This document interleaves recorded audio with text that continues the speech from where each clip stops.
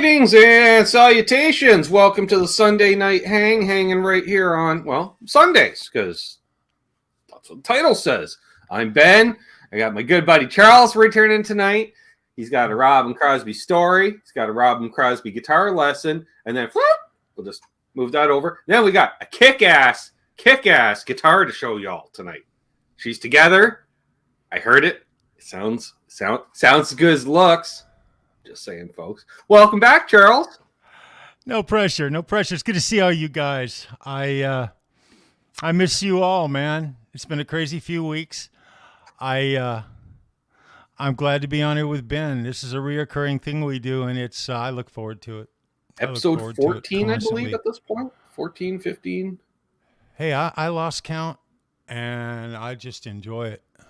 Yeah. And special thing, folks, you may have noticed there's no ad at the beginning of tonight's show because we've demonetized tonight's show because Charles is going to play us some songs, and they get copyrighted. So I was like, you know what? Let's just uncheck on that box. So we'll say tonight's powered by the channel members. God bless Ben Coombs. That's all I'm saying here. Yeah. So. I won't go crazy and go off into anything until we, say hello to the chat and all that, Ben. Yeah, but we got 33 folks in here thus far and gaining by the minute. I'm going to scroll way back to shortly after I set up tonight's show. We got Earl in the chat asking what we're drinking. Guy named Root Beer Earl. Just saying. Very cool. Right on. We got our good friend Jim, JP Page 2. He's in the chat. He was great show chatting with Charles today. Excellent show this morning, man. Cool to see you, Jim. Good to see you, bro. Love right on, one. Man. Paul McNary and the Cats / Love kittens. Paul McNary. Right on, Paul. Well, now my cat's crying upstairs because she wants to go outside. We got Bruce, Mr. BHB Jr. He says, I'm going to have to go to the replay. So early night for him. That's okay. I know he'll get Bruce. Because I'll get a comment about 11 a.m., doing housework and loving the show. I'm like, okay. Who else we got? There's Charles 75N himself. Right on, Charles. Hey, Charles, don't let me forget after the show, if you can, maybe jump in with Ben or whatever. But after the show, if you would. Thank you, brother. Right on, man. Unfucking Believables here. It's good to see you on Fucking Believable. You're awesome, Great brother. To see Chris. Right Chris on, is always a blast to hang out. Billy Baloney's here. Love Billy. Right on, Billy. Good to see you, Ferd brother. Burful. Right on, man. Ferd, man, it's good to see you, Ferd. Right on, man. Normally silently lurking, but he spoke up enough to say hello. We got Wayne McConnell, one of our BC brothers. Right on, Wayne. You're right. And then opposite, if we go BC's to the top left corner, we're going to go down the bottom right to Ronnie down in Florida. Just from like that, BC to Florida, just like that. Right on, Graphite Cigars. Right on, brother. Always good to see Ronnie in here. Who else we got? Scrolling here. We got Lee. We got El Barsh. Lee. Great to see Lee. Good to see you, Lee. Right on. Michael Krause is here. Right on, Michael. Our music and law, Ryan Hall, y'all. It's good to see you, Ryan. Right on, brother. I love how he did the green hearts, too. I love Ryan. Love it. Love Ryan. Who else we got in here? Herb of Fireside Studio. Right on, Herb. It's good to see you. Along with Hip Metalworks. That's the H's. Hip Metal. Right on, Hip. Right? It's good to see you, man. BC Rich 581. He's trying to wire a set of burst buckers into coil tap tone pot configuration. It's going well thus far. Well, Godspeed. That's good news, man. Been there, sort of done that. I was telling Charles I was doing some soldering the other day, and I'm pretty sure it's the last time I'm ever going to solder anything. I used to be able to solder to military spec, Charles. Especially when I work for the military. They're kind of big on that. They're a little particular. I used to teach privates how to solder to military spec. And that was up until 2012. But in the last 10 years, my hands and my eyesight's gone to the point where people, and they mean well, friends are commenting, like, I can give you tips on how to solder. I'm like, used to be able to do it. Can't anymore. Yeah, I feel your pain, man. I'm in the same boat. I still solder real comfortably, but I cheat. I use Magnavision glasses, and I'll throw them on, and I've even gone as far as to have one of those, those glass They're on a little thing. You hook it. Oh down, yeah, you yeah, just yeah. The pull big it across magnifying and just glass. yeah, the magnifying glass. need one of And them, too. you know, you got to use what you got to use, but I have to be able to solder. True that. There's Zach Pack. It's good to see you, Zach. Right on, man. And we got Matt McCollum Music here. Right on, Matt. Great to Good see you. See you, bro. Right on. Who else we got here? Scrolling. They're all saying hey to each other because we're nice that way. We are a community. There's Bo, Guitar Man 45. It's good to see you, Bo. Right on, man. Hope you're doing well. He's going full send. Hello, my friends. He's got to put a couple mud flap girls up there and some guitar emojis. Don't forget the Poobah hat. That's right, Water Buffalo stuff. Awesome. My knees hurt is here. Right on, my knees. Very cool, brother. We got Frank tuning in from a muggy Mississippi. Is that Frank C we're talking about here? Frank Akil. Oh, right on. Right on, Frank. That's a name I haven't heard yet. Nice to meet you, bro. Last time. Very good. Very good. Not in Pennsylvania or Mississippi. Michael B. in Massachusetts. It's good to see you, Michael. Right on, man. Yep. All right. And Rob Blackmore. Sorry. Devil's Horns. Alien Head. Rob Blackmore official. Right on, Rob. You rock. One of our favorite Michigander metalheads. Christopher Live Sova himself. That's one of the most biggest rockers I've ever met in my life. Right on, Christopher. It's good to see you. Right on, man. Steve Brand. Legend. Steve. Dude, you guys are kicking butt nowadays. Absolutely kicking butt in keys that I don't know how to play in. I've got a learning curve, but anyway, I just wanted to give you guys a shout out. Especially, I've been listening to you jamming with Q lately, Steve. Impressive, man. Mm-hmm. Very impressive. You're a rocker. To clarify, pleasure to know you, bro. I think Charles may have been on more than Doug at this point. Just saying. Wow. Is Doug usually he's guaranteed 2 a year, but Charles may do 3 or 4 a year. Hey, and Frenchie Mom, new name in the chat. OU Crew sent me. Welcome. Frenchie Mom, right on.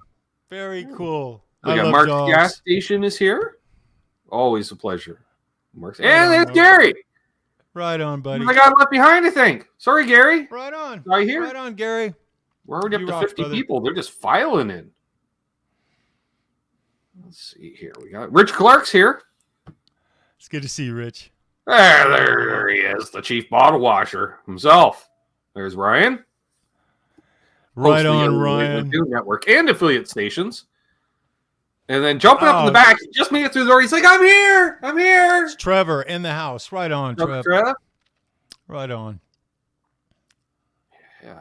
Well, there's Jeff K. What's up, Jeff? Right on, Jeff. It's good to see you, Jeff. Right. All right. I think, are we? Maybe. Could we be? Oh, just a whole bunch more comments just loaded. We might be caught up on show. Oh, no. There's Zach Thong. We got Zach Thong in the house. It's good to see you, Zach. We got all the Zachs. And there's Kush. Cushman NYC. Right on, Cushman. Right on, man. Right on. With lifestyle choices, I'm like, all right, 55 people in here. Pretty much everyone said hi. Who hasn't yet? Mitch Heyman hasn't said hi yet. What's up, you legend himself? Mitch. Mr. Mitch is gonna be Digital. in a story very soon here. I'm going to tell you guys in just a Mr. minute. Digicals. I'm just going to call you Mitch from now on. Mr. Digicals. There's Terry's 333 Gs when he's playing on It's vinyl. good to see you, Terry. Right on, Terry. Terry was live the other day, out for a walk, getting some exercise, and took us along with him. Nothing wrong with that. There's Martian Murray. Now it's Good to see you, Martian. Right on. and Eston Ray. See, I Good was to see you, expecting Eston. this Right guy on. to That's show a up. name Because, I've every never time I heard. have Charles on, Mark Taft is always around. It's good to see you, Mark. Right on, brother. Right on, man. Who else we got here? Is that everybody? I think I saw Scott Brockway in the chat. Oh, there. yeah, and Mesa Guitar Guy. Right on. Right on, Mesa. Scott. Well, Mesa, we're it's good okay. to see So you we're guys. 5 people just went out for a dart. They popped in, they said hi because we're up to 55, and now we're down to 50. Because 5, there's like, we're gonna pop in, we're gonna say hi, and then we're gonna stop out for a dart. There's House of Twang. Right on, Right? House of Twang. I like that name. That's cool, man. I like it. Like, you lean to a certain type of guitar because you can't be all like sorry, Matt, about throwing you under the bus, playing some fucking drop Z flat black satin thing, you know, that's House of Chug. That's not House of Twang. You know, I expect the man owns at least one Telecaster. So, yeah, I would say House of Twang's got more than one Telecaster in the house. Right. Pretty cool, man. Pretty cool. I just say it. You can be House of Chug, right? Actually, with his low tone is House of Bong. Bong. Just saying. Yeah, welcome one, welcome off. You got a question for each of us, you can at us, or if you're a member, you can use the member milestone message, or stand out with the super chat.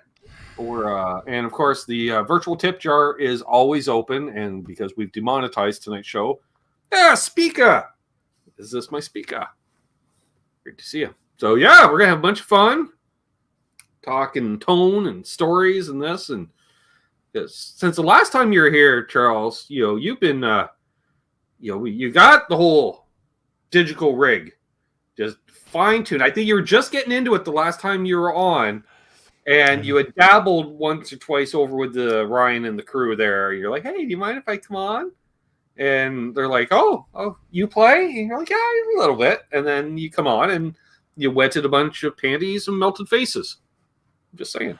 Oh, you're kind, man. You've seen those boys play lately? Holy shit. The bar has been raised.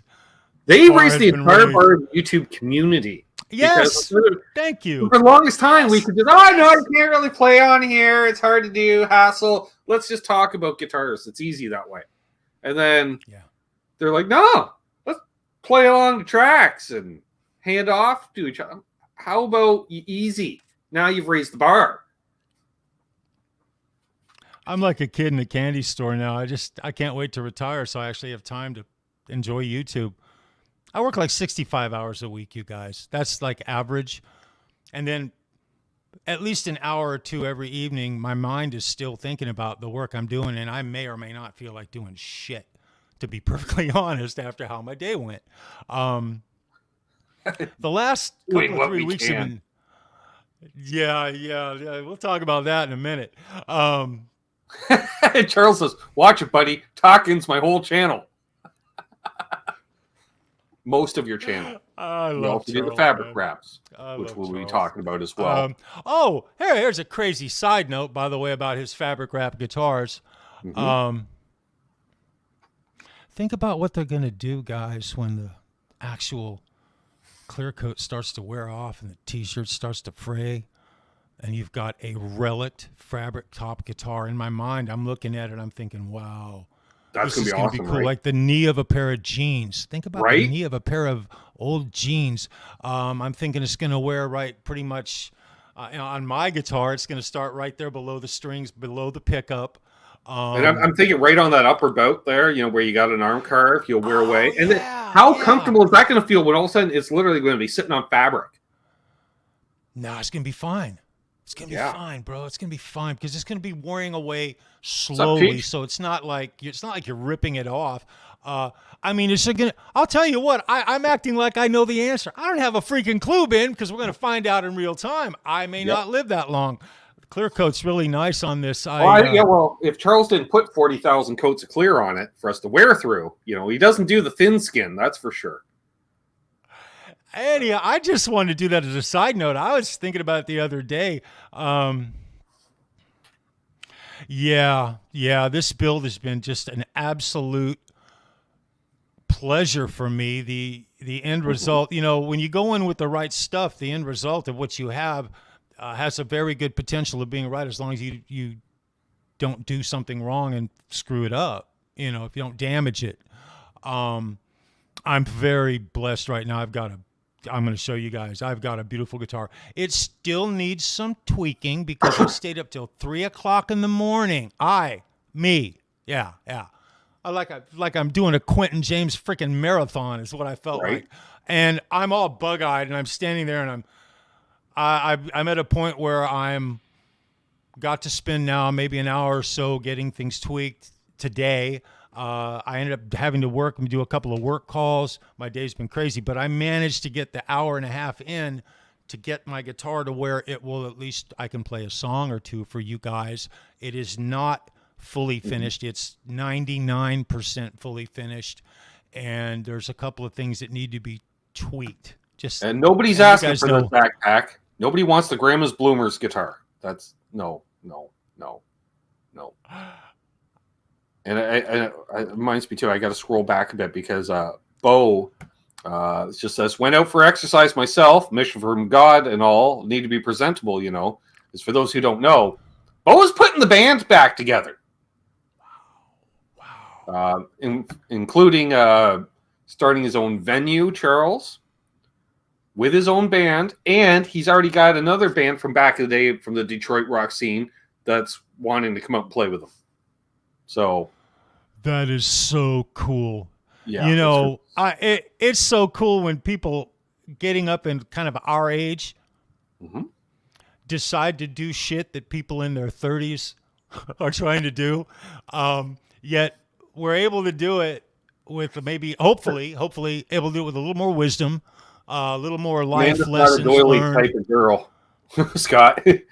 If you gave her a doily guitar, it would be instantly relicked, and she would probably use us as the relic surface. Oh, your systems are awesome. She's just awesome. There's Eddie Faye. Eddie, it's good to see you, bro. And there's Brother John. John, right on, man.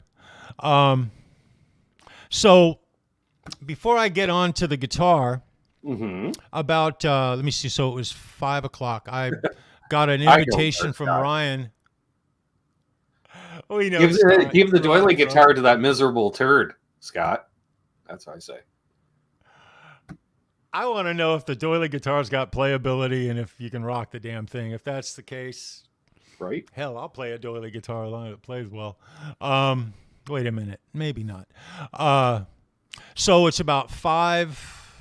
I don't know, maybe 5:10, 5:15. Ryan's show just started. He was nice enough to send me he said, "Hey, jump in if you want to." And I was thinking about it.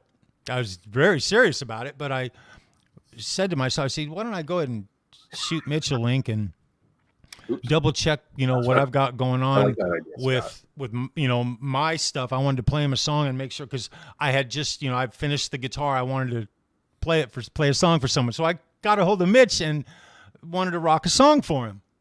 The very first song I ever played on this guitar all the way through, actually. And I started playing for him, and he sends me a fucking text message halfway through the song, and I'm looking and I'm thinking, this can't be good.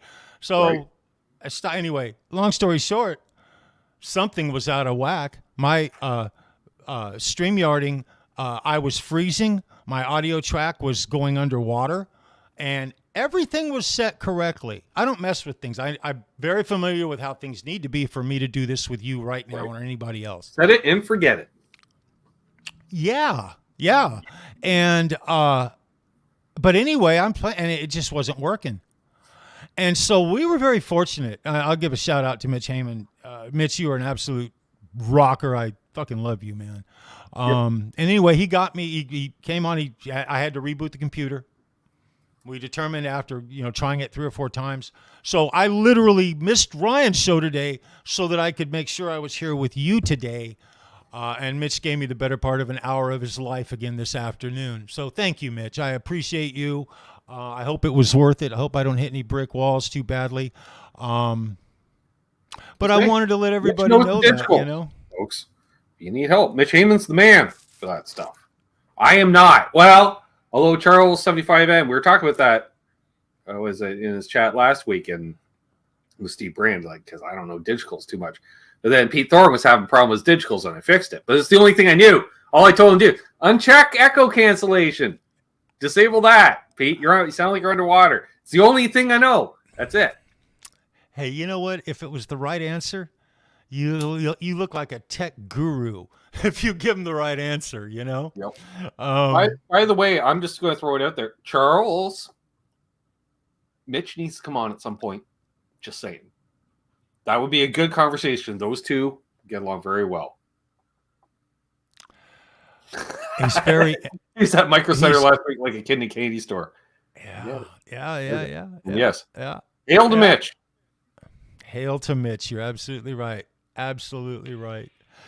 Zach says, digital. I can change batteries. Yeah, geez, man. I stumbled through that, Zach. Shoot, man. But Of course. Already part of the master plan. I figured as well. I'm not like Trev. I can't actually book guests on Charles' show. Trev can book all the guests. I can't. Every time he's like, already on it, Coombs. I'm like, all right, easy there. So last week, 2.5 weeks ago, I'm forgetting the date now. I wake up one morning. I've been out of this game here. I hurt both of my hands. Really, I only talked about the one because it was so bad. But I wake up the other morning, and I'm in the storage room, and I'm lifting these bags of, it was filter sand is what I was moving, and they weigh like 50 pounds each, and I picked one up, and I came across with it, and this hand right here came into a stack of buckets, and I just cut the shit out of my hand. I messed it up real bad, and I was angry about it. I was upset.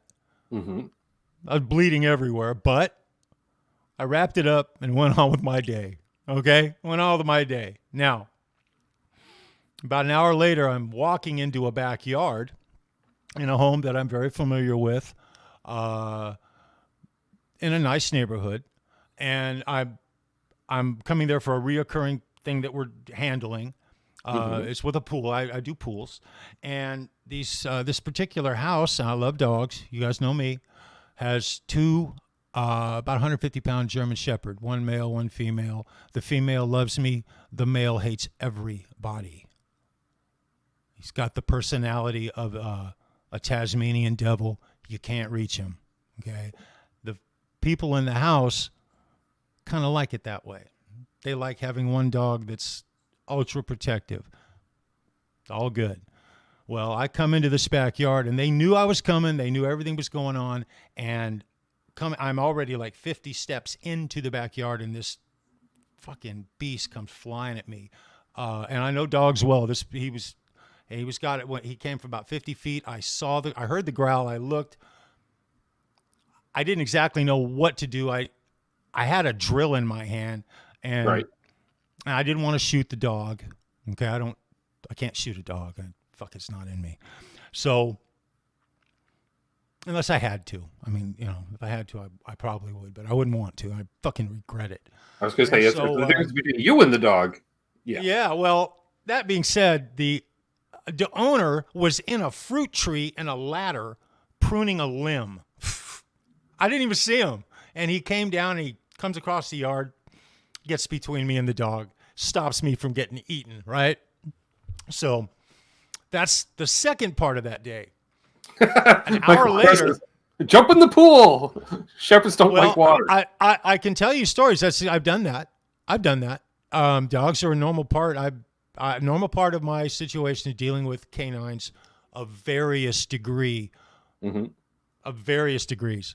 But we could tell those stories all night. Oh, well, as long as it was a nice neighborhood, makes it better. Yeah, the ambulance would get there faster, maybe. I don't know. But so anyway, an hour later, I'm in another neighborhood. And I'm shaking up now because my hand's all bandaged up. What's up, Mr. Mick? It's good to see you, Mr. Mick. Right on, brother. My hand's all bandaged up. I'm shaking, feeling lucky. What's up, Rock Daddy? Right on, Rock Daddy. And so I show up at a home on a lake. It's a Carolina Panther. It's just like Lake Norman, perhaps. It was Lake Norman, as a matter of fact. It's pretty much the only big lake, right? And it is a big lake. Yeah, it's freaking huge. And they just moved down from New York. I can't give you the name, but they just came down from New York, bought a new home. Figure that out, folks. Who got traded from New York to Carolina recently? Yeah, do the math, and you'll know the name. And so him and his wife finally moved in. I'd been dealing with the pool for 3-4 months. Nobody there. Now here we come. They're there. I show up to the home, and I go over to the right to this gate that I normally enter that has a code to get into it. I go in through the gate, and now there's an internal fence between the back of the house coming off this back deck and the pool are all like a compound. Mm-hmm. And so you come in from an out, and there's got like this inner compound thing. Lucky for me, okay? So these guys come down from New York. They had literally got to the house about 4 hours before I got there. I'm walking to the right side of the house. I come up to this fence, and normally I needed a water hose. They had this hose that was normally inside the fence. I was going to take it up. They had a fountain in the front of their house that had run out of water, and I was helping get the thing back running, just to paraphrase the whole thing. And so I reached down to get this thing, and there's this. I'm outside the inner fence. Okay, 170-pound Rottweiler hits the fence. The fence fucking moves when he hits it. And his two buddies, there's 3 of them that all weigh about the same, come and hit the fence again, almost pushing the fence down. Right. Okay? I'm backing up with this fucking garden hose in my hands, backing up as quick as I can, using 4-letter words, pissed off, because I knew nobody fucking told me. I mean, I already did the math in that blink of an eye. I wasn't notified. They're screwing up. There's not even a sign that says dogs on this fence. It's a brand new home. Here comes the wife of the wife. The wife comes around the corner, flailing her arms, screaming at the dogs, who immediately listen to her. Immediately. And the first thing out of her mouth is, "You're lucky to be alive." I agree. I agree. She had actually literally had these signs that were supposed to go on the gate that she had, got to zip tie them to the fence. Right. She needed them on the inside fence and the outside fence. Right. Because these are security dogs. These are the bona fide, these are dogs, okay? And they didn't know me from Adam. Whereas 2 buddies used an Apollo from Magna PI. Dude, yes, yes. But I think a little bigger. Little bigger. These are champions. He's into this stuff. Sports guys are. And so anyway, she's apologizing to me. So now that's 2 dog attacks that I'm very fortunate to have. My hands cut. The rest of my day was shit. Okay, it just was. It was a miserable day. I get up the next morning. Okay, next morning, I roll my ass out of bed. It's early. I'm rock and rolling. Bandage on this hand. I already had 2 dog attacks. Shit, man, I'm good for at least a few months, at least. Because it doesn't happen often.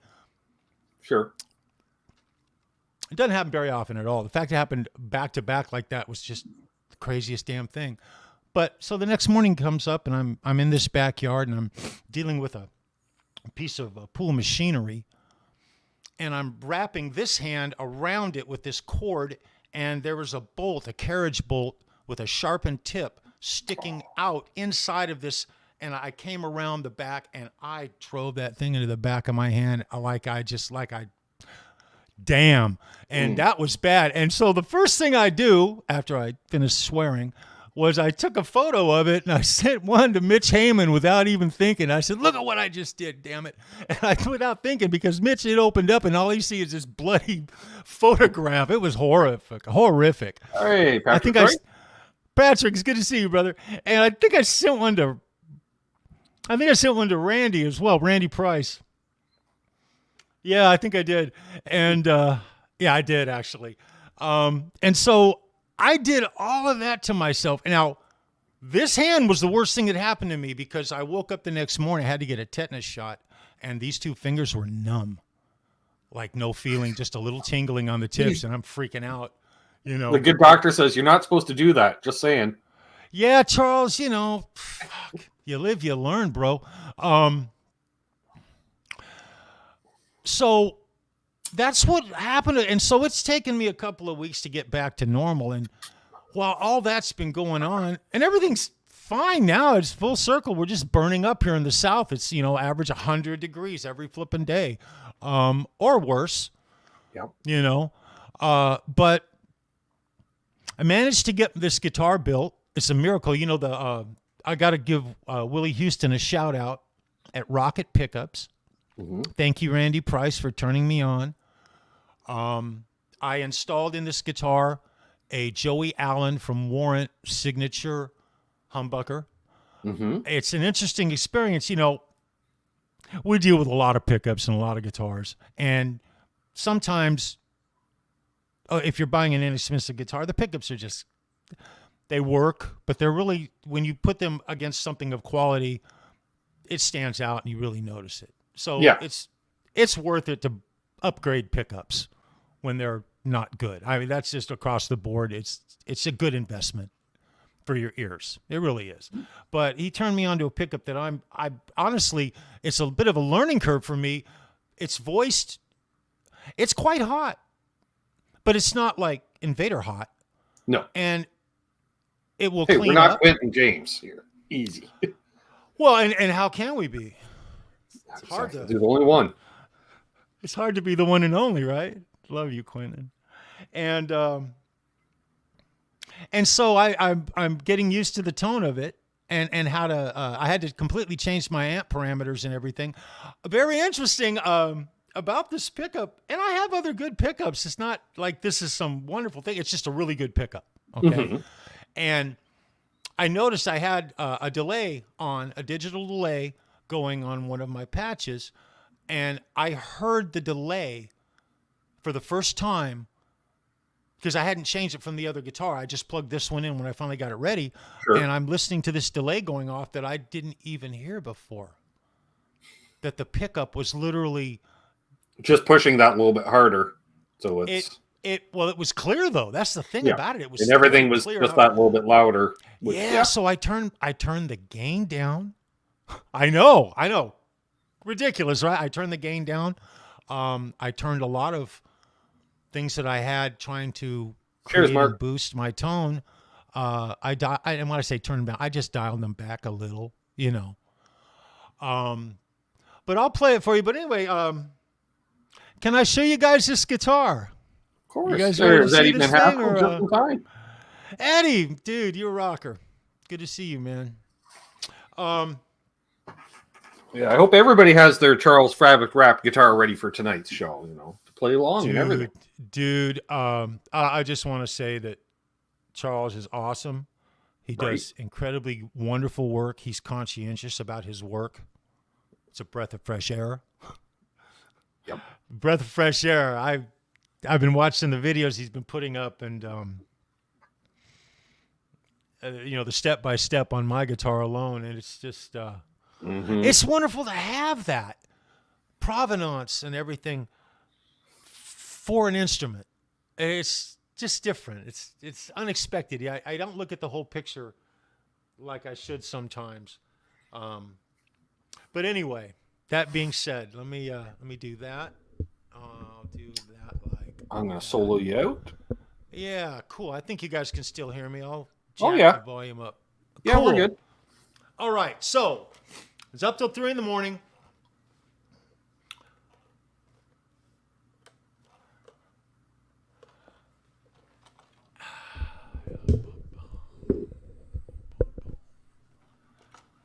Bam.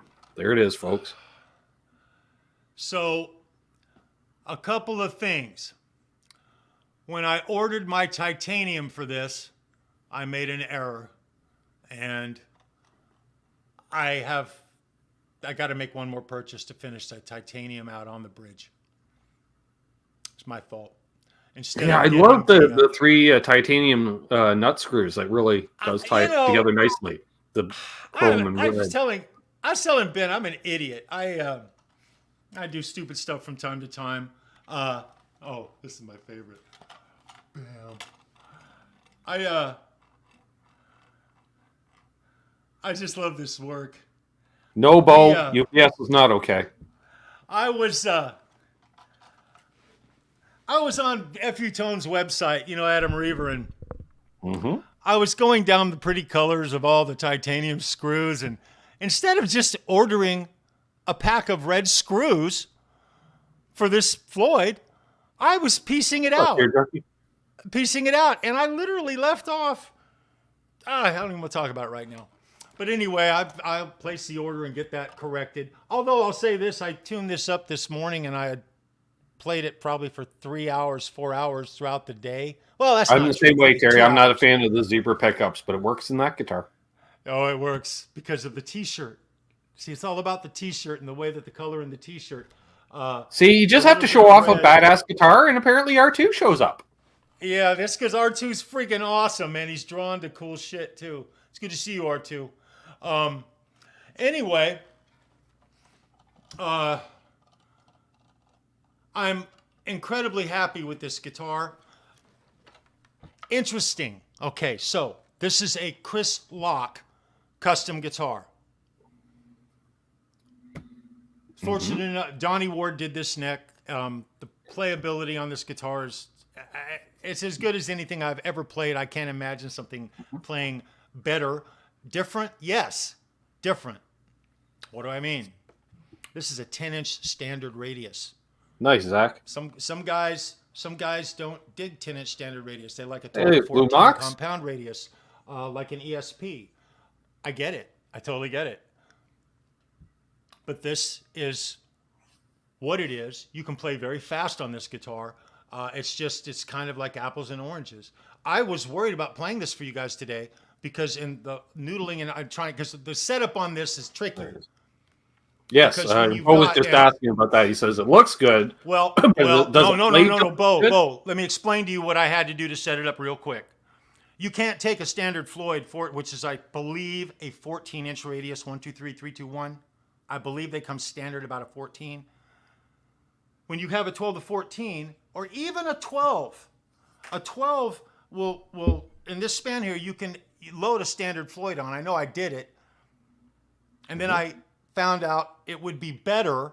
It still worked at 12, but it was better when I compensated the saddles. Okay? Well, with a 10-inch radius, when you put the Floyd where it needs to be without compensating the saddles. We got a new name, Steve V. Welcome, Steve. Good to see you, Steve. You tuned in at the right time, custom guitar and all. Your two inside strings, you put them where they need to be approximately, and the two outside strings are way up off the frets. Right. Because the radius is that much different. Well, you got to do something. You can't leave it like that. You can't just jack your action up to where that's not how it works. So I had to so the actual work in doing this, setting it up and soldering and putting the pickup and everything in, that was a joy. Drilling for the potentiometer was a joy. Everything on this thing was simple, but the actual setup of the Floyd was the real technical part of it, and it needs tweaking. This needs a slight bit of tweaking. Sure. I've got this radius here where it's very close. It's very close and it's working, but I want to be able to draw, and the action is great on this right now. It's not crazy high at all. It's not crazy high. That's not crazy high. It's a little higher than I like it, but shit, I pulled guitars off the wall at Guitar Center that were twice as high. Oh yeah. Set up, you know. I factory spec is too high for me. Yeah. Me too. I don't like 4/64. That's way too high. I like half that. No, that's a canyon, dude. That's a canyon of space. Yeah. That's not playability. But some guys like it. Some guys like it up like that. And you know what? Live and let live, babe. But so this is going to need some tweaking a little bit. But that's what we do, and that's the fun of this. I'm looking forward to it. Bo, if you use the 14 to 16 compound, the Floyd will work fine. You won't have a problem. Exactly. And that's what I found out. You know, I put a Floyd on one of my Jackson RGs, and it was the easiest, sweetest change out I've ever done. You know, taking an edge off and putting a Floyd Rose on. Well, see, there's one of these people. He likes high action. Billy likes the high action. You need a little fight. Some guys do. Some guys do. Some guys who play blues on Les Pauls like that stuff up there. Something about the way they can grab the string easy and manipulate it, you know? And that's all good, man. The detuner on here is slightly sharp. I need to fine adjust that. I haven't gotten to it yet. Didn't have time today. It's out just enough to where the shims for the saddles. Yes, Charles used shims for the saddles to get it to the right radius. Yep. You got to redefine the radius. You got to redefine the radius of the saddles depending on what the radius is of your neck. That's what I found. I actually, give a quick shout out, rest in peace, David Nesdall. He taught me that. Yeah. That's one of the little conversations I got to have with him about guitars. He was the guitar guru. David Nesdall. He was the guitar guru. Damn, I miss him. So, that being said, I want to play you guys a song. You want to hear a song? Yeah. Can I play a song? All right. Folks? Let me play a song for you. Yes, folks. I think I'm ready. Okay. Yeah. The way Trev does it, he does it like this. We have the featured person with the other person on the side. Did I do that right, Trev? Hey, I just want, have you got smoke? I want smoke, lights, the whole thing. Trev's awesome. I have none of that. I'm a simple man. I have lights, and I'll smoke while you play, I guess. Sure. Well, that's cool. Create some smoke. You got a pom, shake it. I don't really have an intro for this. This is just a little rock and roll. That's all this is right now, but we're going to move forward from here. All right, let's do this, guys. Everyone's saying yes. Right on.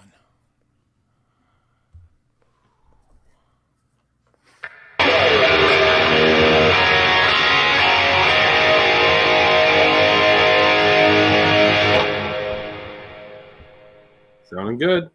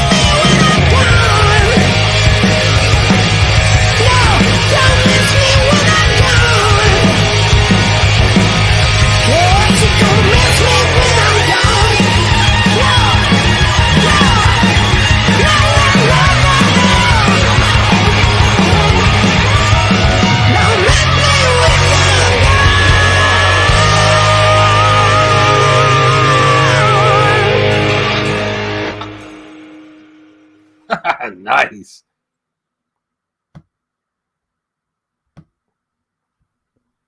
it coming through? Oh, wait a minute. Is it coming through good? Yep. Sweet. Yeah, I saw a couple people were mentioning it sounded a little hollow. That's YouTube compression in StreamYard, folks. There's nothing we can really do about that. Yeah, I don't know. Everything It's on gonna this automatically end. well, it limits the highs and lows, so you're gonna get that mid-focused, kind of AM radio effect to a certain extent. Yeah. But that's a limitation of the platform, folks. Well, and I may need to play with I changed some parameters on the amp on effects and things like that. But on this end, it sounds really good. Yeah. So we'll see. We'll see. Very cool, man. I just played a song on Ben Coombs' show. Yeah, you did. A brick wall. I didn't hit a brick wall either. I can't believe it. You were in short company of someone playing music on this channel. I'm going to start myself. Go figure. Simon Hosford, Pete Thorne. Simon Hosford, Pete Thorne. And I think you. So you, Pete Thorne, really? and Simon Hosford. Yeah, I'm pretty sure that. Oh, no, wait. We played some Dennis DeGaudio, Nesdal's friend, which got me a copyright claim one night because he's that good. Nice. Through StreamYard, right. Through StreamYard. Very cool. I don't know. I think my tone comes out more mids through the YouTubes. I never listen to myself play, but interesting. So, first time I played on Ryan's show, second, third time I played on Ryan's show, every time I listened to the replay and I said, oh, okay, I need to do this or that. So, there's probably something I need to do. I may not be driving my mids right. I may not be, I don't know. And there's also a mode, a reality mode and what's called like a live mode. Bo. Not a Charles competition, man. It's not a competition, Bo. It's art. Fuck no. It is not a competition. What's up, Alice G, it's good to see you, brother. Trev, I may have made some noise in the background early on. We're getting Trev's tone dialed in, too. We've been working on that this past week. I gotta tell you, man, I remember the last, it's been a couple of months now since I heard Trev play, but I want Trev to start playing guitar again. He comes in with some sick stuff. Yep, we dialed in a new mic. It's not, the best thing about this community is everybody has like their own little thing. I mean, I'm in a dirty honey frame of mind. I have been for like a year and a half. I can't help it. And so they're in the loop, man. That's how it is. Everybody's got their thing. I still, fuck Jimmy Biter. God bless him, man. I got to tell you what, he's still got, I got that Dawkins song. Yes. That's Michael Krause. You were right. Quentin James has played many drive-by songs here, mostly Happy Birthday. As recently as last week for your sister. That's right. Trev's been running some more laps. Bo says, check out the band Feel. Yes, they have a real Zeppelin vibe, I believe. We'll do.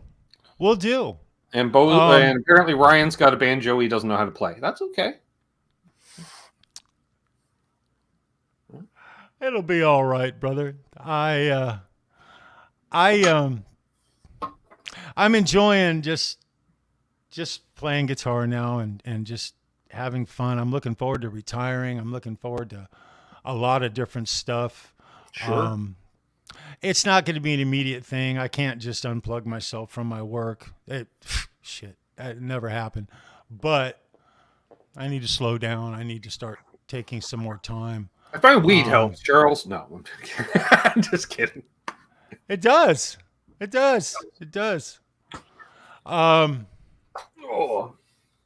So I don't know if I should play another song now, Ben, or if I should. I'm thinking maybe we should do the lesson. I like that. Let's do that. And then we'll do a tune and a story. Let me so folks, everyone get your fabric wrap guitar ready.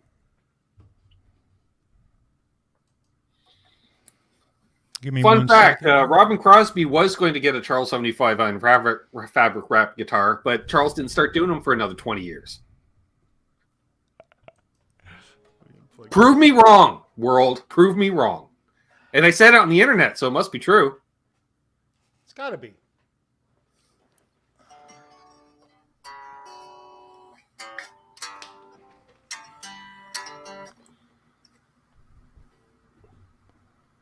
Not yet, Trev.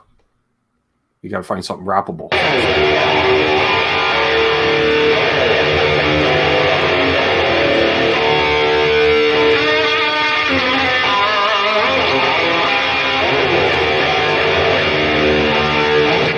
So, Ben, this is facepalm. This lesson. I'm gonna let me give a precursor on this. So I have this is just a Squire. Plays very well. Sure. It's a very coolly modded Squire, by the way. And apparently we're in drop D. Drop D. Wait, I got a different guitar for that. I knew you did. And drop D from last night. God, that's a beautiful guitar. There it is, folks. Oh, let's all just take a moment. Here. Take that in. It's been a minute. This one will be coming out tomorrow night to get played on tomorrow's show. That's absolutely beautiful. That was one of the rare and the elusive made in Japan Wolfgang Specials. God, which that's they made nice. for about a year and a half, 2 years. And I don't know how many hardtails they made, Charles, but I'm thinking not too many. You know, I miss a Floyd if it's not there, but if a guitar plays well and it's correct, it's all good. You know, there's just something about I've just kind of fallen in love with them. There's a tone that they give a guitar. It's just a functionality that you just learn to live with. So I mean, I'm definitely Floyd over no Floyd. However, you can't blame the guitar. It's not the guitar's fault, you know. No, I didn't block anything off. Teach is still there. There's Brother Tom. Ben Tom, I love you, Tommy. I love it. Charles Greene builds pools. Chuck Verde shreds on guitar. Ah, you're so cool. Thank you, Ben. I love you, Tommy. Right on, man. So, for those in the chat who are not up to speed, I'll give a small little precursor to this story. Yes. Be okay. 1980, middle of 1980, I get a job at the Whiskey in Hollywood, and for the next, almost a little over a year and a half, not quite 2 years, I worked backstage at the club. Best job I ever had. Most brutal job I ever had, but yes, Gary, it's got a TP6 tailpiece. Because rather than retool at the factory, they still used a locking nut neck. Because you're not going to cut a different nut slot for a handful of hardtails. So, brilliant. Sorry. It's beautiful. Oh, you're fine, brother. And so I ended up meeting this guitar player who was in a band called Mickey Rat.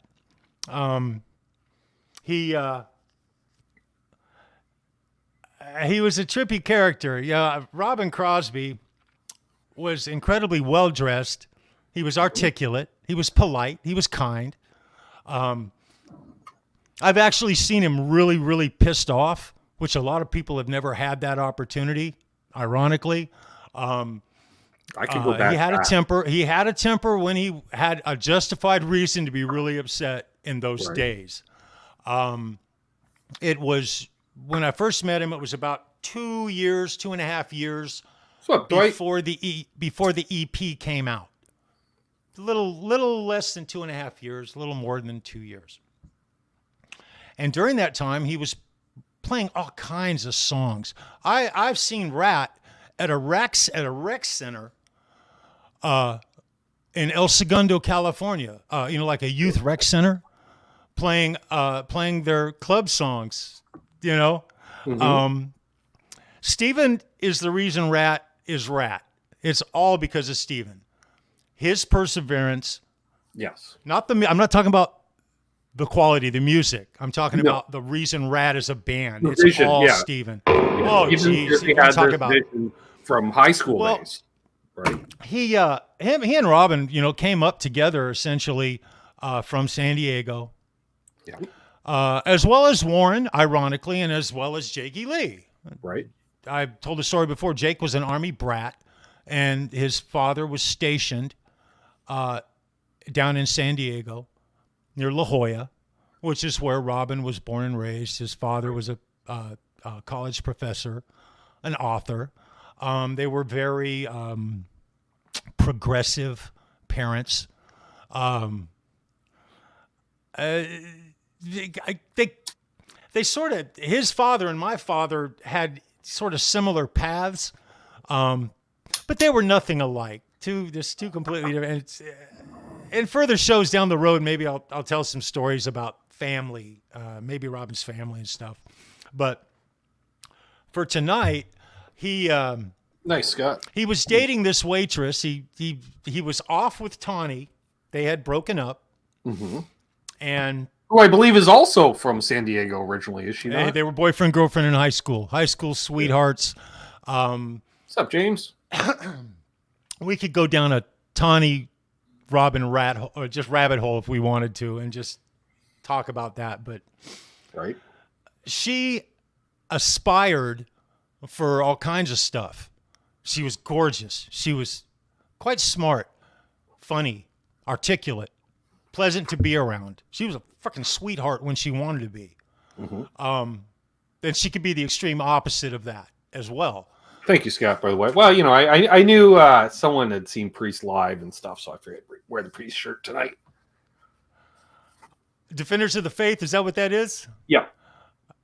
Excellent. Yeah, Defenders Tour 84. That's awesome, bro. There you go, folks, at the bottom of it. That's vintage, brother. Yep. Actually, I just picked it up last week or a few weeks ago at the discount store. Don't tell anybody. It was vintage. That's right. I was there. 10 years old, folks. I was there. So, within the first few months of being at the Whiskey, I ended up dating and ended up almost marrying one of the cocktail waitresses, model yes, Eddie. Actresses. He's like Tawny is in Dancing on the Hood of Whitesnake's car. Yes. And I like how he preps it as Whitesnake's car, not David Coverdale's car, Whitesnake's car. I like that, Eddie. Also, the legs with the rats on them on the EP and the girl on the cover of Out of the Cellar. Yep. Tawny. But she was so pretty, and she just got swept away in the same thing that Robin got swept away in. It's just that he was a guitar player in a rock band, and she was beautiful and a model and wanted to act, and that's just the way it is. The 80s in LA. Well, anyway. The Charles thing about Robin survivor. was He won't tell you that, folks. I'll say it. He's a survivor. I lived. It's a miracle. That's right. And he literally lived to tell the tales. So we're sitting in this apartment, the end of 1981, and he's playing songs. He's working on pretty much what were Mickey Rat songs. And when I say Mickey Rat and Mickey Rat are the same band, essentially. They just went through a whole lot of band members morphing. And then at some point, I even remember the time I said to him, dude, are you guys Mickey Rat or are you Rat? And he goes, we're both right now. Steven wants to drop the name and call ourselves just Rat. And I said to him, I said, it's funny. There's another sound audio company called Rat Audio. A friend of mine from high school, David Levine, is his real name. He calls himself David Rat is his stage name. They were up and coming at the same time Rat was. It was kind of ironic. It was weird. There were a couple of rats in my world at that time. And Steven wanted to drop the name and just call it Rat. Now, Mickey Rat, if you guys don't know, Mickey Rat is the arch nemesis of Mickey Mouse. Yes. Mickey Mouse was wholesome and correct, and Mickey Rat was everything else. He was a comic strip. He was a figure, a poster figure. He was a flipping icon for a while. And it was Steven's idea to snatch that up and use it for their logo and for the name of their band. Mickey Rat was badass. They didn't even need to drop the Mickey. They really didn't. They were cool Right. as shit. In those days, they were cool as shit. But they went through a lot of members. And I've told stories before of Steven firing a bass player, and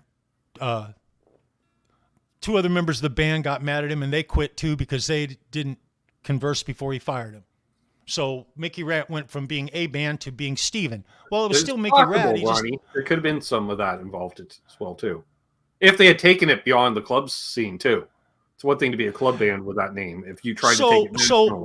I remember I used to have T-shirts, multiple T-shirts back in the early '80s, and I think the late '70s, where the Hot Rod magazine they do basically take a cartoon photo, and they always got the big gear shifter. Mickey Rat was on a couple of those. Yeah,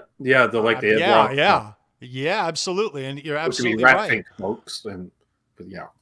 Exactly. I was huge into Ed Roth and Rat Fink and all that. It may have been a copyright thing. That may have been why he wanted to license the band and keep, he, in the back of his mind, he was always trying to be a businessman.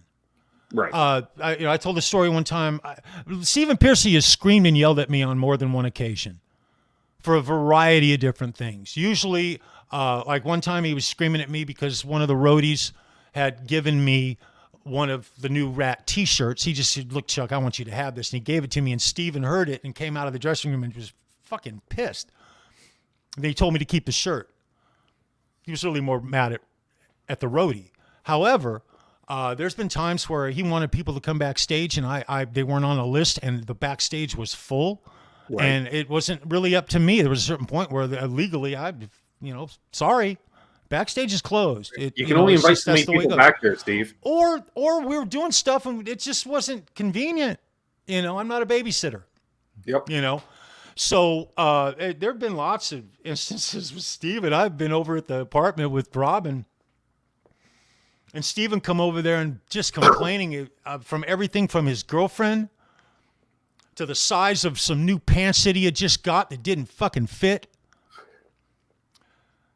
All kinds of shit. All kinds of stuff. And I can see that with the pants, because I know Steven, part of it was, we're not glam rock, we're fashion rock. Because he had seen what Duran Duran had done coming out of the clubs out of London. And, because fashion was a big fucking deal to Steven. It was everything to him. Yeah. Here's the way he was taken. But I'm sitting there with Robin. It's an afternoon. I forget what soap opera. I think we were watching Days of Our Lives in General Hospital. I believe those are the two things that were on TV at the time. I seem to remember the soap operas being played while sitting there. At this moment in time, the girls were doing laundry, and he's practicing. He's got his V, his natural V with the black pick guard and the redwood fretboard, and he's just going through songs. He's playing. Now he's in.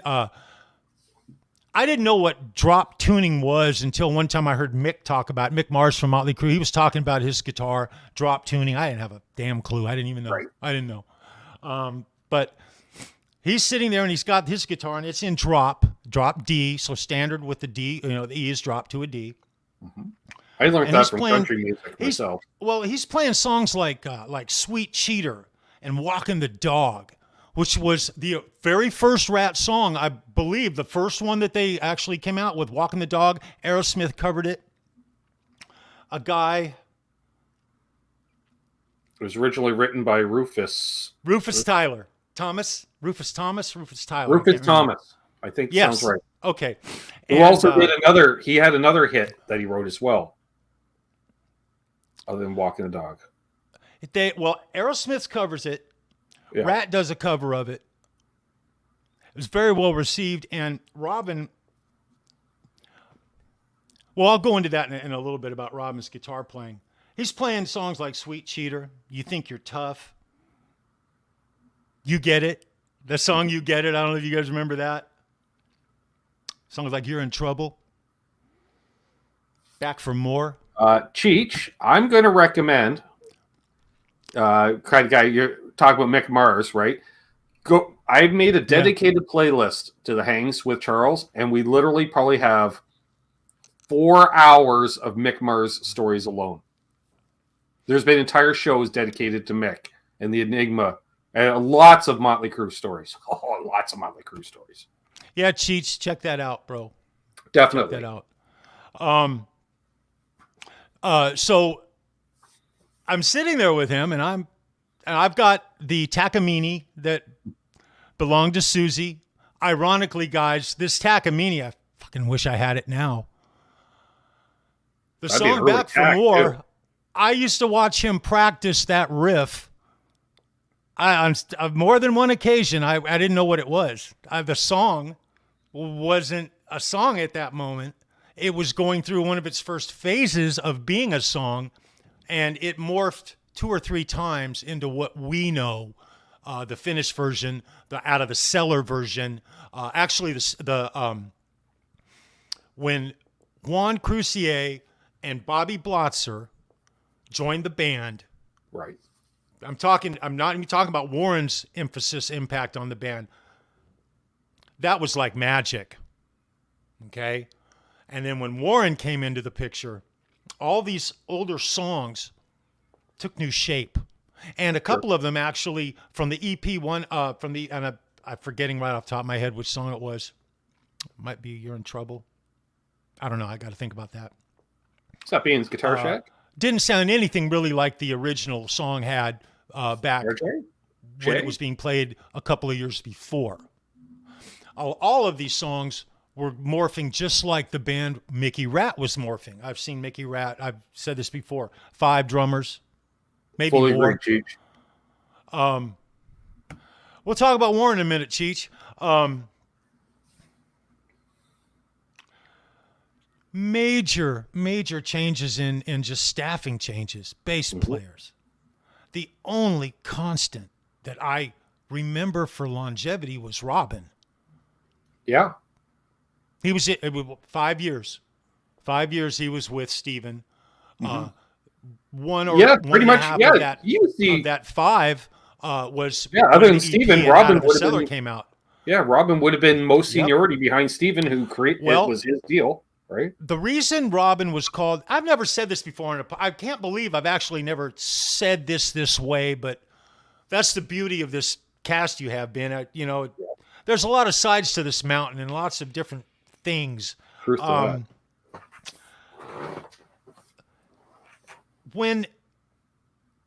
Rat was originally forming, as I said, the only constant was Steven, and then I remember Robin being. My introduction to Mickey Rat was Robin Crosby. So all of my, stuff from that timeline forward was all interacted with Robin. For all of that. But I got to see him go through all kinds of mood swings. I got to see him go through the Jakey Lee. He wasn't happy. I've shared that on the show. He was fucking miserable. Jake made him miserable. Yeah, because Jake wanted him to be just strictly rhythm, backing guitarist. Yeah. And the problem with that, Ben, and I'm not sliding on Jake because Jakey Lee is a lone wolf. He is Jakey fucking Lee. And that's okay. But he wasn't getting along with Robin. He was getting along with Steven, but he wasn't getting along with Robin at all. And all those songs, all the songs on the EP, guys, that's Robin Crosby. And all those songs are known for great lead work, great blues with a hook and blues with a badass twist. I think which I didn't realize until I went revisiting. I went down Robin Crosby rabbit hole, folks, about a year ago. Great rabbit hole. After having a show with Charles, who was turning me on, and then because I realized the way music videos are cut. I'm not even saying the way they're shot, but the way they're edited. You would always think it was Warren is the lead player, Robin's the rhythm player, when it was like, no, they were very much like Iron Maiden and Judas Priest, where they had 2 legit guitar players in the band, both capable of handling rhythm and lead duties. And it's amazing how much they traded off. Well, it's interesting.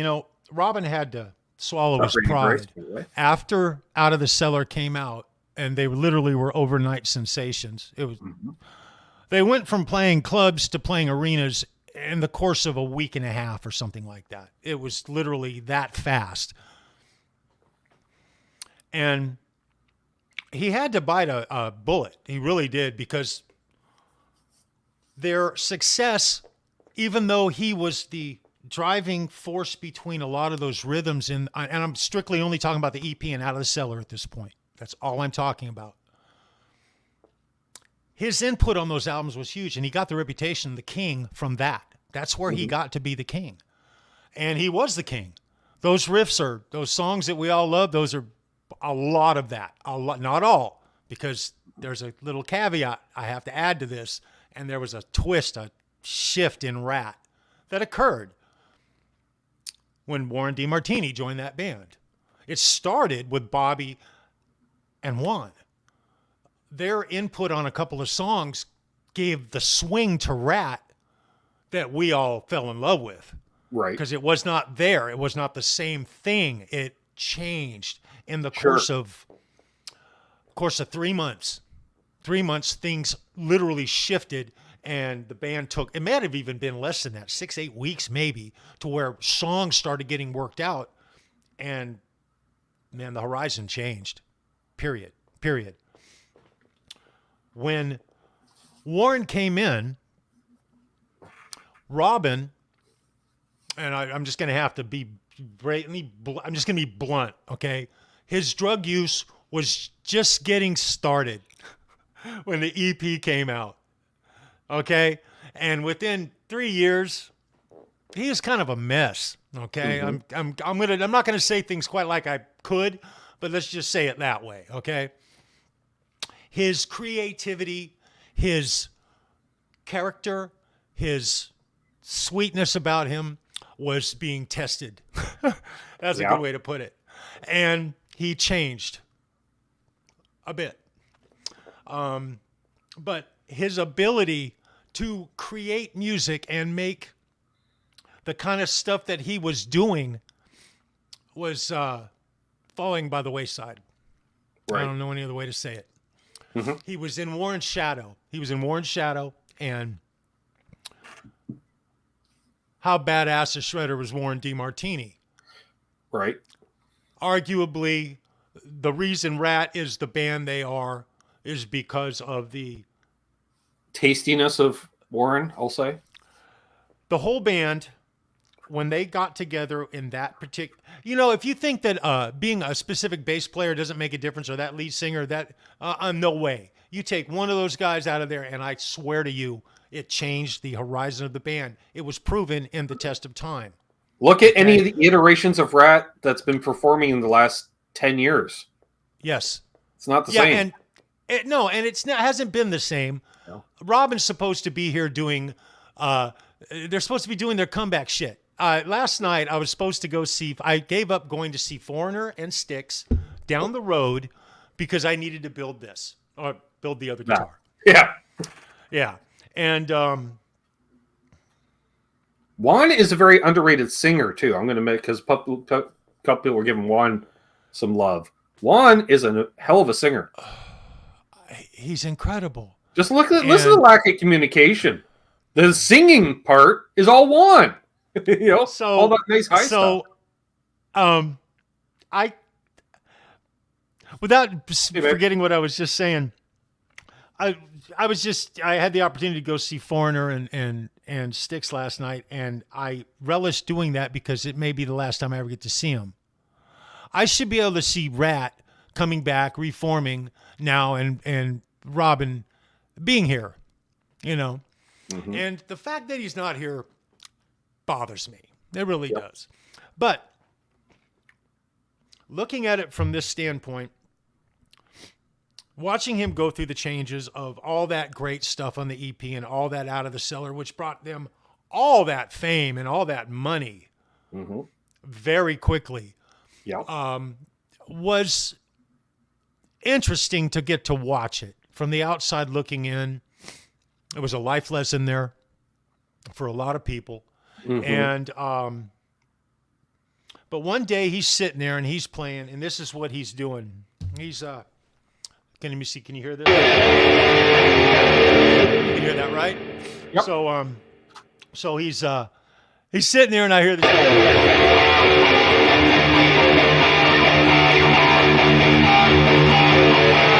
Right? So he's rocking that, and he's playing, and I'd heard him play that several times at that point. He goes into this riff after a while. He's doing one of these. I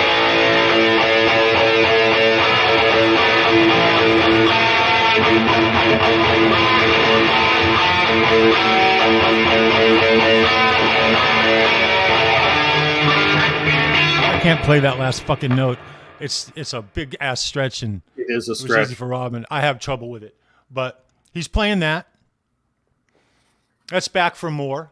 That's right, Randy. Let's not forget, Juan was on the first Dawkins album. Yes.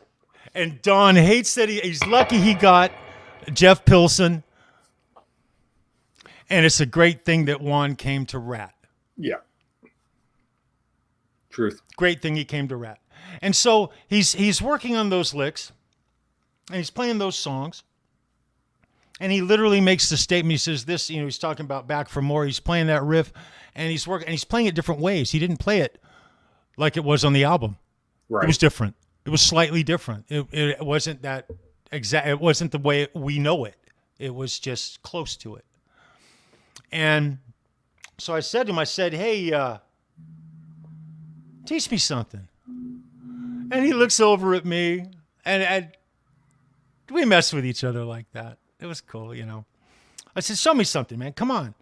And I had the Takamine. Well, the Takamine was in standard tuning. His guitar was in drop D. So, and I was camping out on the E and the A string, doing a little boogie woogie thing I used to do. Sort of like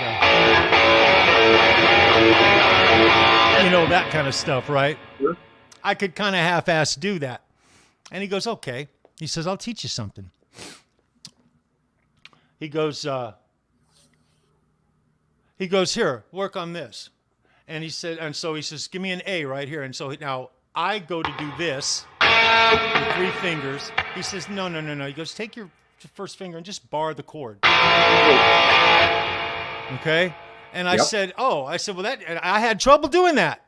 It wasn't natural to me. I needed 3 fingers to play those 3 damn strings on that A chord. Yep. He said, no, you're going to need your other fingers for other stuff. Mm-hmm. Okay. I had nothing. I couldn't really play guitar very well. I could fumble. I could maybe do like something like that, Sure. And so he says, look, I'm going to show you something. He says, I want you to hit the open A string. And he shows me where the A string was, And he says, now you're going to hit the A, and he's going to put the fingers on the A, and I'm playing it wrong. I'm playing it completely unclean. I'm not articulating the notes well at all. He's playing flawlessly as usual. And so he says, look, I want you to do this. I want you to play the A string. Now he comes into it with a very steady.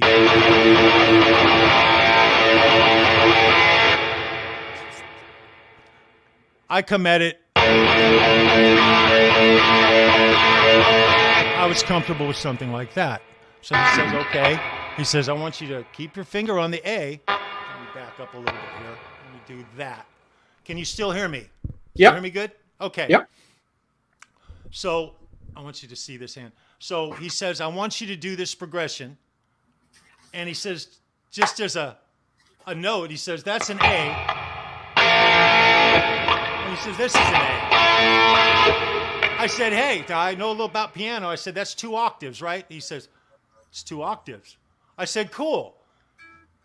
So he says, hit the A. And he says, I want you to come up and you're going to manipulate these strings right here. You're going to kind of stay in the same position, more or less. And the whole time, you're going to continue to pedal. He called it pedaling. This is what he called it. Yep.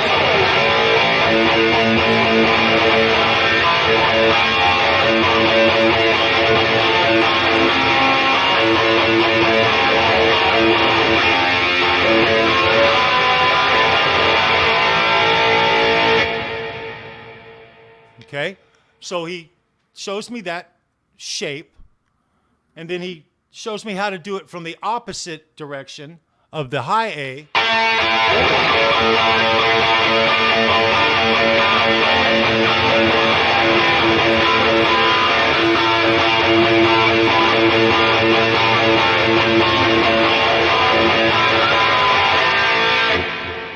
Okay? Mm-hmm. What he showed me there was the foundation for almost every frickin' Rat song that was ever written. Yeah. Okay? That's what he gave me, a real-time fucking lesson of pertinent shit that I either could use or just let it go. I like to think he's up in heaven laughing at this right now, Ben. No, you're still playing it wrong, Charlie. Jesus, fuck, come on. Yeah. And so so now obviously I couldn't play it clean. I was hitting way too many notes. It took me, but for years, Sure. till now, I've used that. And I made up a little, like a riff thing. I used to use it. I had a drum track I used to play to. And it was about 140 beats a minute, I think it was. And it basically would go out.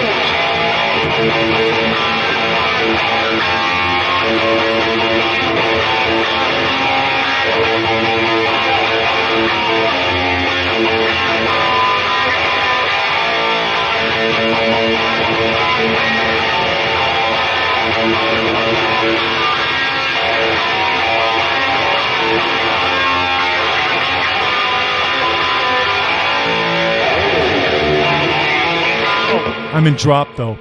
I'm sorry. This is in drop. The little jam thing was in standard tuning. I did it, screwed it up. But anyway, that's what he showed me in real time. And for the next year or so, I would, every time I had a guitar, I would try to kind of play that. And I literally was around so many great musicians. I didn't want to play an instrument. I had no aspirations of ever playing guitar, or making it a hobby like I do. I'm not by any stretch of the imagination a good guitar player. I do some things okay, and I enjoy the hell out of it. Enjoy the heck out of it. But I will always cherish that moment.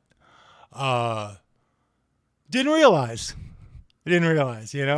Right. Eddie comments, it feels like the spark that led to bands like Tesla and maybe in Queensryche. Yes. They expanded those chords. Right. And what Warren did, and he tells me, and it's interesting because what they did is, Warren's fucking hands were freakishly long fingers and long hands. Yeah, so it's right. You can use the same progression in other keys as well. Exactly, Bo. Right on, man. And so Robin's hands were huge. They were bigger than mine. He had like that chord I blew earlier. Well, I don't know about everything, but he's a big man. He was 6'4.5". Everybody says he's 6'5". No, he wasn't. He was 6'5" when he wore those heels, and they were very low heels. He never wore high heels of any kind because he looked like a freaking giraffe. Yeah, he would dwarf the other band members too. Like you can't have Warren coming up to your elbow. Vince Neil in the highest heels. That's right. Vince Neil in the highest heels he ever wore, with his hair spiked up, the highest it ever was only to Robin, just barely beyond his shoulders and neck right here. He still looked kind of short. Vince isn't very tall anyway. Yeah, I wanted to share that with you guys. It's just a little something that we talk about this from all the time. All sides of this stuff. We address it. We talk about it. Mm-hmm. I'll always share stuff with you guys. Why don't you play another tune for us? Yeah, let me.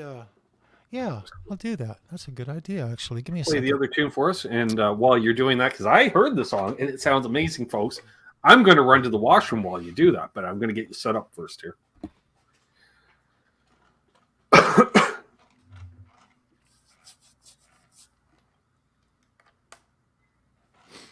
Somebody shouldn't have had 2 cups of tea before the show tonight. That's a mistake.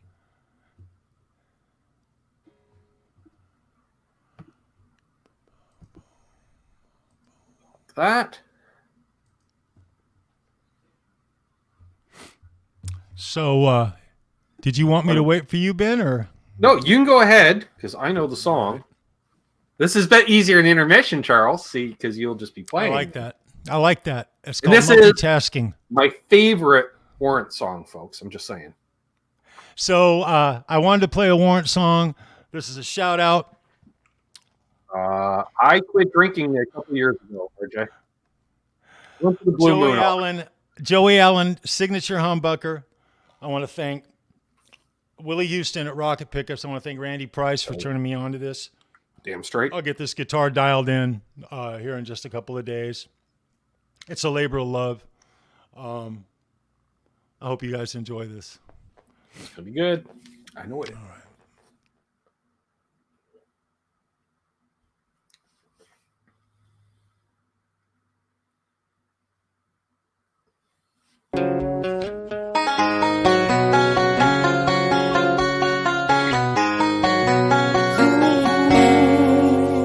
Just for the record, let's get the story straight. Me and Uncle Tom were fishing, it was getting pretty late. Out on the surface near the Boca Ocean where they say you got no bottom, so you take you down a hill. Over in the bushes heading off.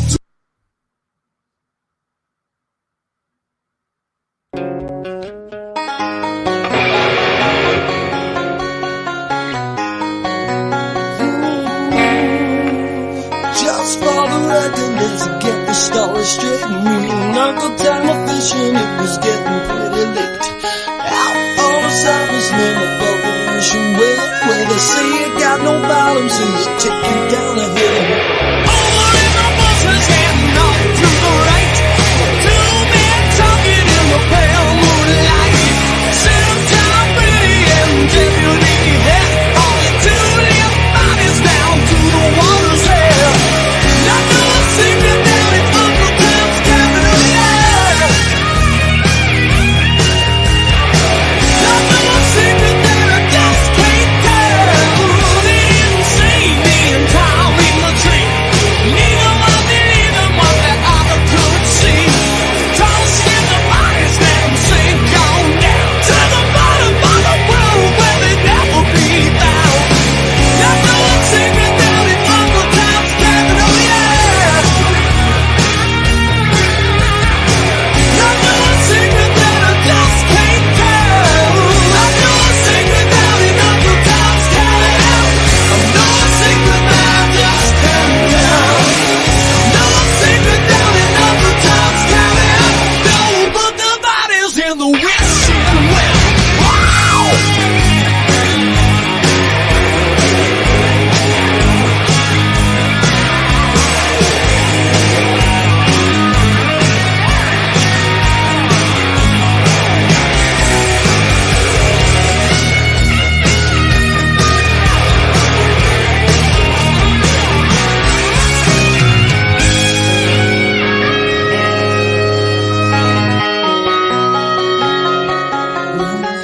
Soon as they were gone, me and Tom got down. Prayed real hard that we wouldn't make a sound. Running through the woods back to Uncle Tom's shack, where the full moon shines through the rooftop cracks. Oh my God, Tom, who are we gonna tell? Shoot them in arms in a prison cell. Keep your mouth shut, and that's what we're gonna do. Let's water wind up in the winter wild tour. Not no secret down in Uncle Tom's cabin. No secret that I just can't tell. No secret down in Uncle Tom's cabin, yeah. No secret that I just can't tell. Oh, I know a secret down in Uncle Tom's cabin. Don't put the bodies, don't put the bodies. Backing track created by Lala on Tracks. In the wishing well. Oh yeah.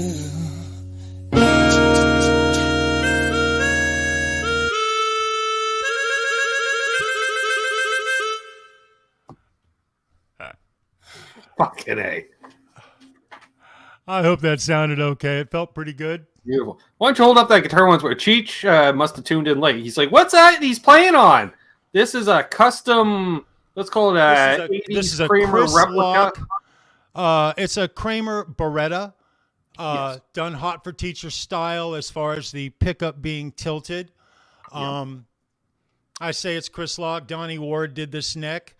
Yep. He does, you ought to check his website out. He does all kinds of custom work, but the fabric wrap on this guitar, Cheech, is done by Charles 75N. He is a beloved member of this community. Charles, why don't you put a link to your own channel in the chat for Cheech? You got to check out Charles' work, man. I absolutely love that, man. And, check this out. This is what else he did. God, every angle of this guitar has cool shit. So... Yeah, that's the one that gets me, Charles, because I was talking to Mr. 75N there the other day, and when he shows in the video him laying in that piece, it literally just looks like a ratty strip of material with all hanging out. I'm like, there's no way. I'm like, and how he's able to basically melt it in, for lack of a better term, to the point where you don't see any edges or nothing. Hey, Taylor.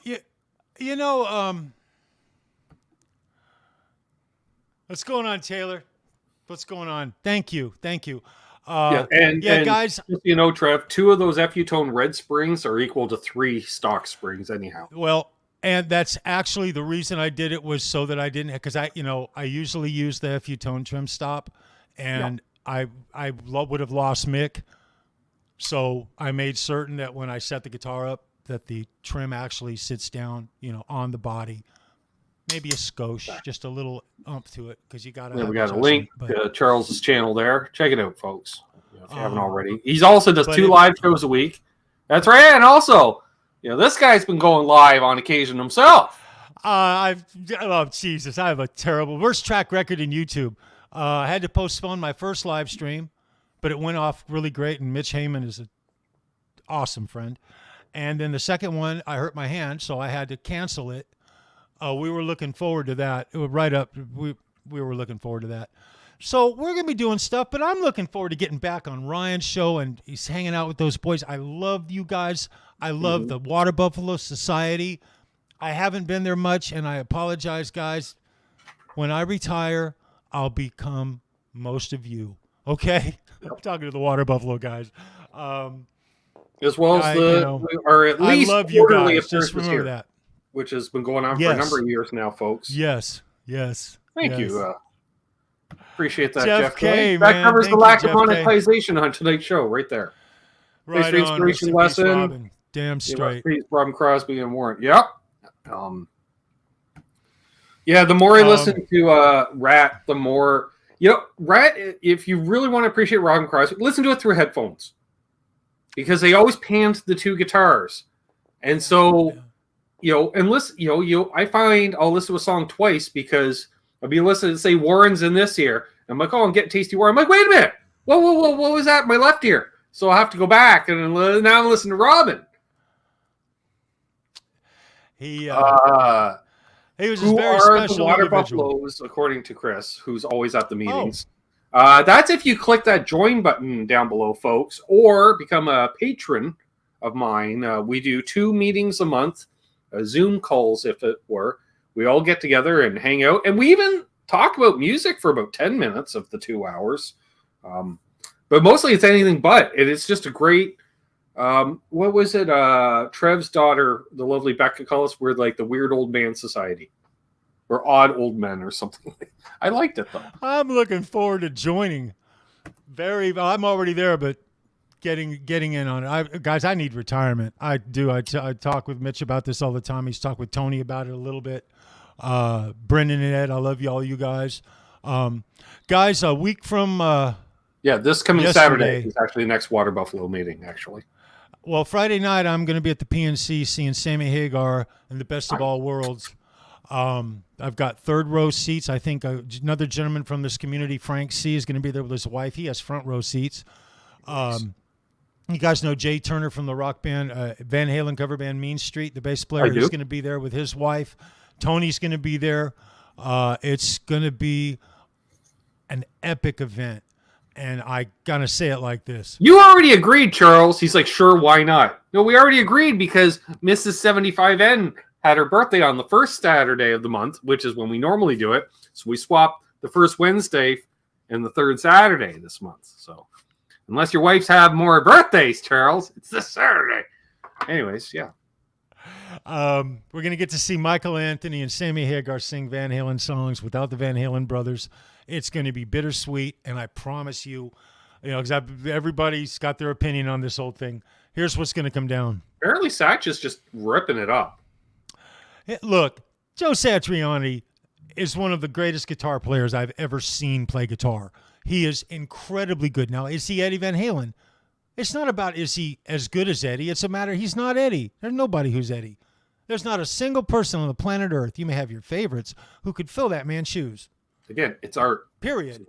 Or for that matter, his brother Alex. Jason Bonham is an incredible drummer. He's a fucking wrecking machine. He ain't Alex Van Halen. Not that he's not a quality musician. He's just not Alex Van Halen. He is not going to swing like Alex. And that is going to be missing, and it's going to be on everybody's mind through every word of every song, Van Halen song that they do. Chief asked if you've ever met Michael Anthony. I met Michael Anthony 3 times. I met his little brother. First time I met Michael, his little brother, his band was playing at the Whiskey for their very first show, and Mike showed up to give him a farewell, sending off, and a pat in the back. I met him again at the Whiskey, came through the door, was there for other reasons. Working for West Security, I used to work events. I met him at the Forum one time as well. So I've met Michael 3 times. Love the guy. I can't remember if I met him or not. I know I saw an interview with him. I can't remember if I met him afterwards. Like I was sitting front row at a NAMM Q&A. Well, it was a bit of Q&A, but more of an interview. And yeah. It was funny because, I'm sitting there. I was hanging out with Johnny Bean, and he's like, "Oh, we're going to go see Michael Anthony. You want to come along?" I'm like, "Yeah, I got nothing else to do." You were with Johnny. You were with Johnny when he met Michael and got the video of him meeting Michael. Yeah, and then and Caleb was sitting on the other side of me, and the two of them were acting like just teenage girls. Like, oh my god! I'm like, easy. We're men here, folks. We're not Caleb's interview. The Spice Girls for the first time. Wouldn't know with those two. They were wetting their panties. They were so excited. Caleb's interaction with Michael is documented, and it's really special. It really is. It's really cool. I'm looking very forward to seeing them do those songs. I may never get to hear them sing those songs again, even though it's without the Van Halen brothers. It's going to be wonderful. I'm really into. I'm going to videotape the whole damn thing. We're going to talk about it on my channel. And we're going to do some things. The funny thing about it with me, I'm not anxious to just jump on and do a bunch of video stuff on my channel and do all that because I know, Bo, and you stuck out like a sore thumb at that show, I'm sure. Oh, Bo, some things we don't have to admit, brother. I mean, Right? I'm kidding, Bo. Some things are best left at the Water Buffalo meetings. And what happens at the Buffalo meetings generally stays at the Buffalo meetings. Just because There you go. It's like Vegas. Lifestyle choices happen during those meetings. Yeah, it's Jay Santiago in the chat. It's good to see you, Jay. I don't think I said hi to you earlier. Anyway, guys, I don't know what else to talk about. I will say this. I haven't seen a lot of you guys lately. I missed the hell out of you. I want to thank Ben for having me on here and letting me come on and share this stuff with you guys. I want to thank Ben for letting me play guitar on his channel. By the way, I just want to point out I'm getting over my horrific stage fright that I started out doing this shit with. I said I was going to work through it, and it seems to be happening. It's crazy. As long as you don't think about it, especially because I'll look up and I'll be like, oh, and I'll see how many people are watching. I'm like, that's a bar. Like right now, we got 50 people watching. That's a bar gig. You're lucky to have 50 people out to a bar gig. And they're not all guitar players either. That's the other thing. That's very true. That's why I give a lot of credit to anybody that plays on YouTube. You're recorded live, what have you, because literally you're playing to a room. It's like playing a NAMM show. You're playing to a room full of guitar players. That's right. That's right. Dave Chase. Dave, right on, brother. Ben, if you whatever you got to talk about, brother, I'm here. Yeah, I'm like, well, we covered a lot today. I'm happy we did sure another have. Robin Crosby. I don't know what else to talk about unless somebody has a question for me. I'm reading everybody in the chat. Cheech did ask about Mick Mars. How maybe a small Mick Mars little tale for Cheech. Cheech, Mick is the glue that held Motley Crue together. It wasn't Nicky. It wasn't Vince. It wasn't Tommy. Vince. No, it wasn't. No, it wasn't Tommy. It was fucking Mick, and he was the only constant in that band. The whole history of that band until almost the very end. Mm-hmm. The only constant. When all those other guys, when Vince wanted to be a race car driver, when Tommy just wanted to chase girls, or even to give Tommy a little more credit there, because he's such a fucking awesome rocker, he was thinking about stuff with his drums way before it ever happened. Talking about the roller coaster and spinning upside down and all that shit. I remember him talking about it, sitting on a couch in a shitty apartment, right? Of things he wanted, and he wanted to add more drums. He was talking about his drum set being bigger and utilizing more drums. Vince giving him shit, saying, "Fuck no, man, that's not what we need. We need what you got, what you have." You can think of Vince, right? Just excellent to see Mick be a solid rock in that band. Mm-hmm. He carried those fucking boys on more than one occasion through shit. I mean, shit. From them being up, he was the only one who got sleep, and the other guys looked like hammered shit, literally, and carried them through. What an absolute gentleman. He's always been kind and nice and just interesting. An interesting guy. It's still on his way home? He would never. Mick is still, He is still great. You're damn right. Taylor asks, how long have you been playing guitar for? I really like your playing. Well, thank you, Taylor. It's been now about 13 years, something like that. About 5 years ago, I got to where I could maybe fumble through lead, half-ass okay,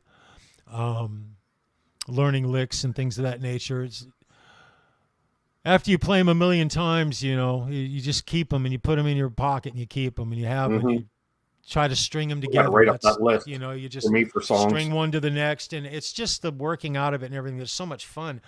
I'm a very one-dimensional guitar player. I'm just learning, quite literally, and I'm glad it's a journey. Well, if you're a one-dimensional player, it's quite the dimension to be in. I'm just saying.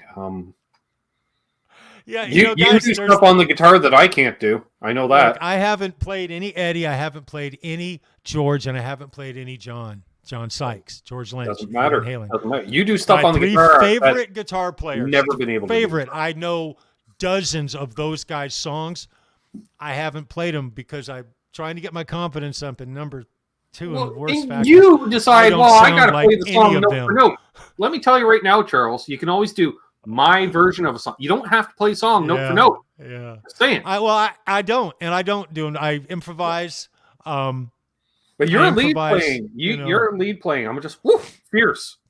Thank you. It's a lot of fun. Guitars are fun. I don't know what I'd done if what I would have. A bunch of people. It's the usual. Every time you come on, Charles, people are like, we need a book. We need a book. But I think Jimmy Ray's come up with the title of the book, Behind the Green Door. I see what you did there. A rock. Oh, Jimmy Ray. I actually like that. I'll tell you guys something. A retrospective. I like that. I may have mentioned this, I think, only to a couple of people, but I have some friends from the 80s, a couple of guys I used to let in the back door at the Whiskey with cameras. I may have something really special coming. Well, you have my support, good friend. Let's hope. Let's hope. Let's hope. Mhm. It's Well, it's give me a it's heads probably up. going to happen. It's actually probably going to happen, but I don't want to. Give me a heads up so I can help promote it. I very much like to help promote it. We'll do. You've helped me on this channel over the years just by doing these hangs, which are always so fun for me, but the crowds like it. The crowds, but the community, I should say. And it's always a treat. I learn something every time, and it's funny.